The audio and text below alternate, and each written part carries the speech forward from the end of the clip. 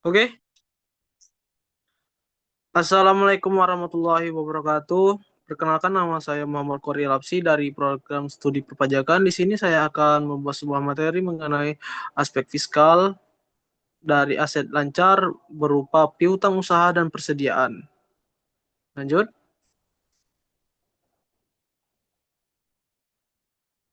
definisi piutang usaha. Piutang usaha tagihan kepada pelanggan atas penjualan barang atau jasa yang belum dibayar pada akhir periode yang dicatat sebagai aset lancar. Ciri pentingnya bersumber dari penjualan kredit jangka pendek, pengaruh arus kas dan pajak, PPN atau PPNBM. Definisi persediaan. Persediaan mencakup barang dagang, bahan baku, barang dalam proses dinilai untuk tujuan laporan keuangan dan dasar perhitungan PPN saat terjadi peredaran atau penyerahan. Lanjut,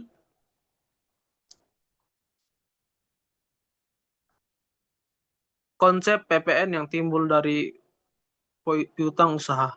Poin inti. PPN timbul saat penyerahan barang atau jasa kena pajak, bisa disebut juga BJP, terjadi bukan saat kas diterima. Faktur pajak dikeluarkan sesuai ketentuan, sehingga piutang usaha membawa konsekuensi PPN meski pelanggan belum membayar. Pemajakan waktu timbul. PPN diakui pada saat penyerahan atau faktur, atau pada saat penerimaan pembayaran sebagian atau seluruhnya bila lebih dulu terjadi. Faktur pajak. Faktur menjadi dasar kredit pajak bagi pembeli. Penjual wajib mencatat utang PPN meski piutang belum terbayar. Rekonsiliasi dan pelaporan. Padankan pencatatan piutang, faktur, dan SPT masa PPN agar tidak terjadi selisih pada saat pembayaran tertunda. Oke, lanjut. Perlakuan pajak pada piutang tak tertagih. Peraturan umumnya membedakan antara pembukuan akuntansi dan fiskal. Piutang tak tertagih dapat dikurangkan dari penghasilan kena pajak jika memenuhi syarat pembuktian menurut ketentuan pajak, misalnya bukti nyata upaya penagihan kepalitan. Syarat penghapusan fiskalnya yaitu bukti penagihan memadai, dokumentasi, surat somasi perjanjian hasil hukum, dan juga surat keputusan internal penghapusan. PPN atas piutang tak tertagih. Secara umum, PPN sudah dipungut atau telah terutang saat dapat piutang tidak tertagih, ada prosedur koreksi atau faktur pembatalan atau penyesuaian. Jika pembatalan penyerahan dapat dibuktikan. Oke, lanjut.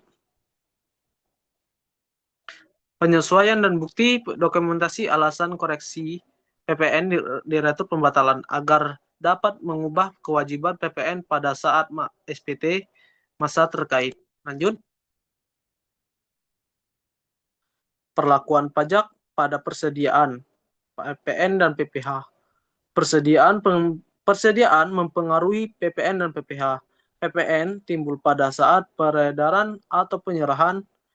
Untuk PPH, biaya pokok penjualan memengaruhi laba kena pajak saat persediaan terjual ataupun juga mengalami penurunan nilai.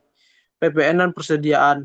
PPN dikreditkan saat pembelian persediaan jika faktur tersedia. PPN dikeluarkan dicatat saat penyerahan. Jika belum terjadi penyerahan, maka faktur tidak akan keluar. PPH dan penilaian persediaan. Metode penilaian FIFO, LIFO, rata-rata atau harga perolehan mempengaruhi biaya pokok penjualan dan laba fiskal. Penurunan nilai obsolescence dapat menjadi beban fiskal bila terdokumentasi. Lanjut, contoh kasus 1, piutang usaha dan PPN. PTA menjual barang 100 juta rupiah dengan PPN 11%. Faktur dikeluarkan pada Maret. Piutang belum dibayar sampai Desember. Pertanyaannya, kapan PPN itu disetor? Langkah pertama, PPN terutang saat penyerahan atau faktur. PPN keluaran 11 juta harus dilaporkan pada saat masa PPN saat faktur diterbitkan.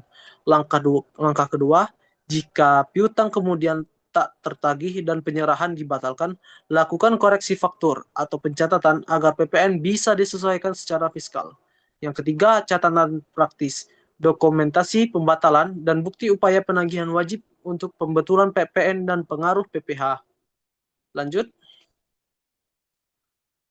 Untuk contoh kasus kedua, penilaian, persediaan, dan PPh. PTB memiliki persediaan awal sekitar 200 juta, pembeliannya 500 juta, persediaan akhir 150 juta. Hitung HPP dan pengaruh PPh. Perhitungan HPP sama dengan persediaan awal ditambah pembelian dikurang persediaan akhir. 200 juta ditambah 500 juta dikurang 150 juta. Dengan hasilnya 550 juta rupiah. Pengaruh fiskal. HPP mengurangi laba fiskal sehingga menurunkan PPh terutang metode penilaian harus konsisten dan didukung bukti. Jika ada penurunan nilai persediaan usang atau rusak, bukti teknis dan keputusan manajemen diperlukan untuk pengakuan fiskal. Lanjut. Studi kasus kompresif. Ringkasan kasus gabungan piutang tak tertagih dan penurunan nilai persediaan, bagaimana dampak PPN dan PPh pada laporan fiskal tahun berjalan. Nasihat praktis, simpan bukti lengkap penagihan, sinkronkan dan pembukuan, dan SPT masa PPN. SPT minta persetujuan atau keputusan internal untuk write-off. Konsultasikan koreksi PPN dengan konsultan pajak jika perlu. Diagram menunjukkan alur keputusan fiskal dari alur faktur sampai penyusunan pajak. Risikonya, penolakan penghapusan fiskal tanpa bukti. Untuk kesalahan, pelaporan PPN menyebabkan sanksi administratif. Lanjut. Kesimpulan inti, PPN atas penjualan timbul saat penyerahan atau faktur, terlepas dari penerimaan kas, piutang mempengaruhi arus kas, tetapi tidak menunda kewajiban PPN kecuali ada koreksi sah, piutang tak tertagih. Untuk penghapusan fiskal dan pengaruh PPN atau PPh diperlukan dokumentasi kuat dan prosedur koreksi formal. Persediaan, penilaian persediaan mempengaruhi HPP dan PPh. PPh dibukukan atau dikreditkan sesuai faktur pembelian dan penyerahan. Baik, sekian saja dari materi yang telah saya sampaikan. Mohon maaf apabila terdapat kesalahan kata dalam penyampaian. Saya akhiri, wabillahi taufik wal hidayah. Wassalamualaikum warahmatullahi wabarakatuh.